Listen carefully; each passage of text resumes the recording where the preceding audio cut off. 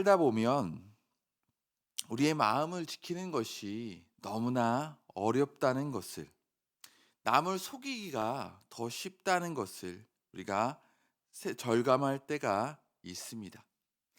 자신의 마음을, 우리의 마음을 잘 지키고 살고 있을까 스스로 자신에게 질문을 하였을 때 어느 누구도 자신 있게 내 마음을 저는 잘 지키고 있습니다라고 대답하기가 참으로 어려울 것입니다.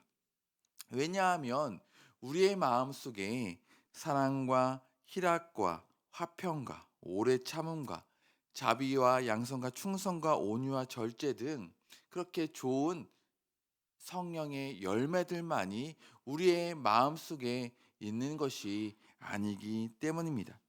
우리의 마음 속에는 불의와 다툼과 불법이, 그러한 악한 생각들이 가득하기 때문입니다. 우리의 마음속에 사랑과 또한 악함이 서로 공존하기 때문에 우리의 마음속에서 계속적으로 싸우고 있기 때문에 어떨 때에는 사랑이, 어떨 때는 불법이 이렇게 나올 때, 어쩔 때는 우리의 모습을 통해서 하나님의 의가 드러나지만 어떤 때는 우리의 모습을 통해서 사단이 우리를 유혹해 사단에 넘어질 때가 있기 때문입니다. 그래서 우리의 사랑만 가득했다면 세상 다툼과 불의와 불법이 난무하지 않았을 것입니다. 사회는 모든 사람이 평등하게 대우받고 부당한 차별이 없는 평등한 사회가 되었을 것입니다. 그러나 인간의 마음속에 탐욕, 욕심, 증오 등과 같은 죄가 있기 때문에 세상 불법 또한 가득하다는 사실입니다. 그래서 오늘 말씀이 예수님께서 천결은 다른 것이 아니라 바로 마음의 문제라고 말씀하셨습니다. 11절에 보면 입으로 들어가는 것이 사람을 더럽게 하는 것이 아니라 입에서 나오는 것이 사람을 더럽게 하는 것이니라라고 예수님께서 말씀을 하셨습니다. 그러나 당시 예루살렘 종교 지도자들은 그렇게 생각하지 않았습니다. 마음의 청결보다 장로들의 유전을 더 중요시하였습니다. 그래서 먼 거리를 달려와 예수님을 찾아와 문제를 2절에 보니까 제기하였던 것입니다. 당신들의 제자들이 어찌하여 장로들의 전통을 범하나이까? 떡 먹을 때 소를 씻지 아니하나이다라고 이렇게 예수님을 향하여 질책하고 비난하였던 것입니다. 어떻게 하면 그 당시 예수님을 고발할 수 있을까 고민을 하던 그들이 이번에는 종교적 차원에서 예수님을 향하여 지적을 하였다는 사실입니다. 그런데 성도 여러분, 사실 손을 씻는 것은 율법의 명령이 아니라는 것이 문제입니다.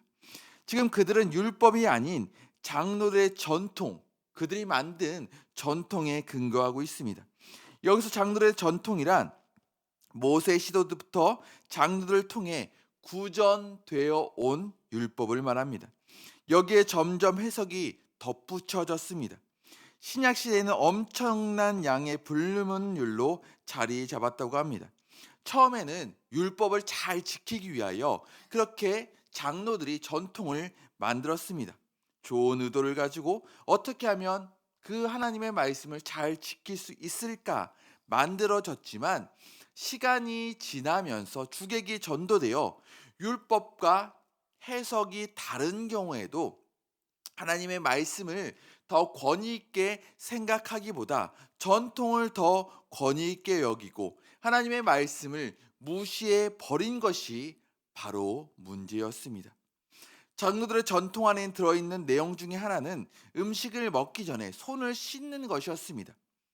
그리고 씻는 물의 양, 질, 물을 붓는 방법, 그것을 도와주는 사람, 손의 자세 등 자세한 부분에 이르기까지 수많은 매뉴얼이 장로들의 전통에 규정되어 있었다고 합니다. 그런데 예수님의 제자들이 장로들의 전통을 범했기 때문에 예수님께 문제를 제기하였다는 사실입니다. 예수님은 그들을 향해 장로의 전통으로 하나님의 계명을 어긴다고 오히려 책망하셨습니다. 너희들이 만든 전통, 그것이 중요한 것이 아니라 지금 그보다 더 중요한 하나님의 말씀을 범하는 것을 너희는 알지 못하느냐 말씀하시면서, 하나님께서 내 부모를 공경하라 말씀하셨지만 하나님께 드렸다고 해놓고, 하나님께서는 예수님의 당시 유대인들은 부모를 공경하지 않는다라고 예수님께서 말씀하셨습니다. 예수님 당시 유대인들은 소수출의 일부를 부모님께 드리는 것을 당연하게 생각하지 않고 아깝다고 그 당시 유대인들을 생각하였습니다. 그래서 그들은 이 밭은 하나님께 드려진 밭입니다라고 고르반이라고 하면서 선언을 하였습니다. 그런데 성도 여러분, 이 말은 하나님께 바쳐진 성물이 되었기 때문에 그 소출로는 부모님을 더 이상 봉양하지 않아도 되었다는 사실입니다. 당시 랍비들은 누군가가 고른반이라고 무언가를 성전에 바치겠다고 하면 그것은 부모를 섬기는 것보다 더 우선시한다고 가르쳤다는 사실입니다. 이처럼 장로의 전통은 율법을 지키지 않아도 되는 면죄부를 주었던 것이 문제였습니다. 그런데 고르반 제도는 하나님께 바쳤다고 할지라도 정작 그것을 바칠 의무가, 그것을 지킬 의무가 없다는 것이 문제였습니다. 그래서 유대인들은 하나님께 드렸습니다, 하나님께 바쳤습니다라고 하나님께 바쳤다고 이야기를 하고 정작 그 소출로 자기가 먹고 사는 것에 급급했다는 사실입니다. 하나님께 드리지도 않고 전부를 차지할 수 있는 것으로 이용하였다는 사실입니다. 이러한 유대인들의 탐욕과 타락한 종교 지도자의 야합으로 생겨난 고르반 제도의 악행을 예수님께서 강하게 질책하셨다는 사실입니다. 그들의 신앙과 하나님을 내세우면서 자신의 이득만을 챙기는 악행을 저질렀다는 사실입니다. 그래서 예수님께서 그들의 마음을 아시고 이사야의 말씀을 인용하시면서 그들을 향하여 외식하는 자들이라고 말씀하셨습니다. 8절과 9절, 이 백성이 입술로는 나를 공경하되 마음은 내게서 멀도다.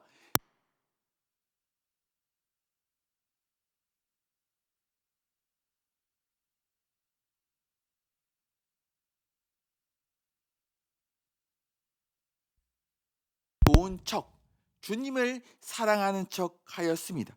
그러나 정작 중심이 하나님께 멀리 떠났다는 사실입니다.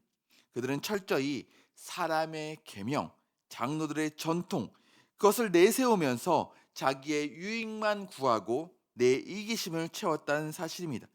그러면서 그들은 하나님을 경배한다고 하면서 이것이 헛된 경배, 예수님께서 그래서 질책하셨다는 사실입니다. 장로의 전통은 여러 가지 복잡한 의식과 엄격한 규율들을 가르치고 있지만 인간이 탐욕과 거짓 종교자들이 만들어낸 장로들의 전통이기에 중심, 마음을 보시는 하나님이시지만 그 중심을 멀어져 있기 때문에 하나님께서는 그들의 마음, 그들의 율법, 그들의 모습을 받지 않았다는 사실입니다. 오늘날 살아가는 우리도 마찬가지입니다. 이러한 삶을 살아갈 수 있습니다. 하나님께 예배드린다고 하면서도, 하나님께 바쳤다고 하면서도, 하나님께 헌신한다고 하면서도 정작 우리의 중심은 온전히 하나님께 드리지 않을 때에 하나님께서는 그 예배를, 그 헌신을, 그 예매를, 그 예물을 받지 않으신다는 사실입니다. 하나님께 예물을 드리는 것도 중요합니다. 하나님께 헌신하는 것도 물론 중요합니다. 그러나 그렇게 드릴 때 우리의 중심과 함께 하나님께 온전히 바쳐 드릴 때 하나님께서 그 예물과 마음을 받으신다는 사실입니다. 그렇기에 외식하는 행동이 아니라 중심을 보시는 하나님께 우리의 마음과 함께 온전한 모든 것을 다 하나님께 드려 하나님께서 기뻐 받으시는 그러한 예물과 중심되는 그러한 삶을 살아가시는 저와 성도 여러분 되시기 바랍니다. 그리고 예수님께서 무리를 불러 이르시되 듣고 깨달으라 말씀하시면서 유대인들의 장로의 전통 외적인 청결보다 마음의 청결이 훨씬 더 중요하다고 말씀하십니다.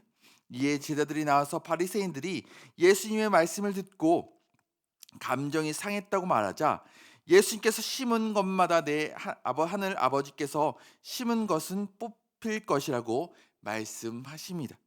하나님께서 속하지 않는 자가 앞을 보지 못하는 영적인 소경이라고 말씀하십니다. 결국 그들은 그들뿐 아니라 그들을 따르는 자들, 그들을 믿는 자들, 그 장로들의 전통을 따르는 자들 또한 소경이 되어서 멸망의 길로 인도하게 된다는 사실입니다. 그러자 베드로가 예수님께 이 비유를 설명하여 달라고 요청을 하자 예수님께서 손을 씻었느냐 씻지 않았느냐 무엇을 먹었느냐 먹지 않았느냐 사람을 더럽게 만드는 것이 아니라고 말씀하십니다. 사람을 더럽게 하는 것은 마음이라고 예수님께서 말씀을 하십니다. 그래서 먹기 전에 손을 씻느냐 씻지 않느냐보다 사람의 마음으로부터 어떤 말들이 나오느냐가 더 중요하다고 말씀하십니다.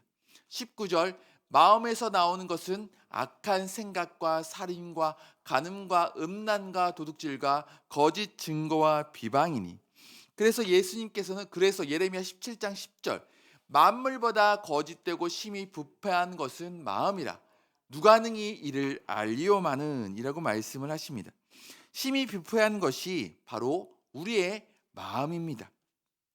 예수님을 통해 거룩한 성도로 살아가는 우리 역시 사랑과 희락, 이렇게 성령의 열매, 빛의 열매를 맺으며 삶을 살아가야 합니다.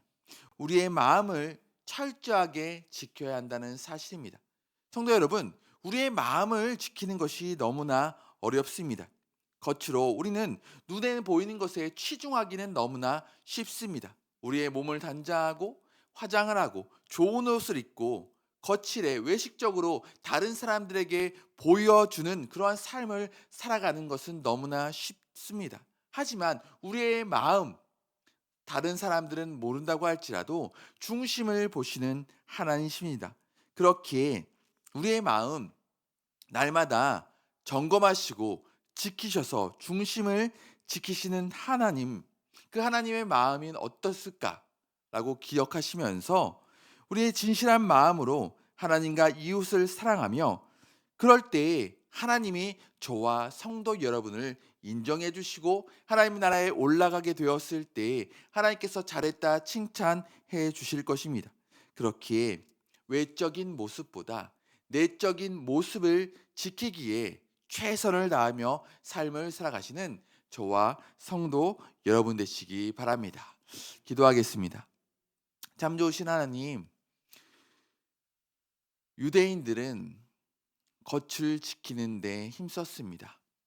중심이 어떻든지 간에 장로들의 전통을 지키기에 급급하였습니다. 그래서 예수님은 그들의 겉을 보시고 중심을 지키지 않는 그들을 예수님께서 질책하셨고 심히 비난하셨습니다. 하나님 마찬가지입니다. 우리의 삶 또한 하나님의 말씀을 기억하며 삶을 살아가게 하여 주시옵소서. 내 중심을 잘 지키고 있는지, 마음을 잘 지키고 있는지, 마음속에 악한 생각이 가득한 건 아닌지 날마다 점검하게 하시고 내 마음을 철저하게 잘 지키고 보호하여 하나님이 기뻐하시는 중심의 예배, 하나님이 기뻐하시는 삶의 예배, 하나님이 기뻐하시는 오늘 우리의 삶의 현장 될 수 있도록 역사하여 주시옵소서. 날마다 마음을 지키게 하시고 날마다 승리의 삶을 통하여 하나님께 인정받는 삶을 살아가는 우리들의 모습 되게 하여 주시옵소서. 오늘 우리의 주어진 삶의 자리에서 날마다 우리들의 모습을 통해서 예수님을 증거하는 삶의 진실한 예배의 삶을 살아가는 우리들의 삶이 되게 하여 주시옵소서. 우리와 함께 하시는 예수님의 이름으로 간절히 기도 올리옵나이다. 아멘.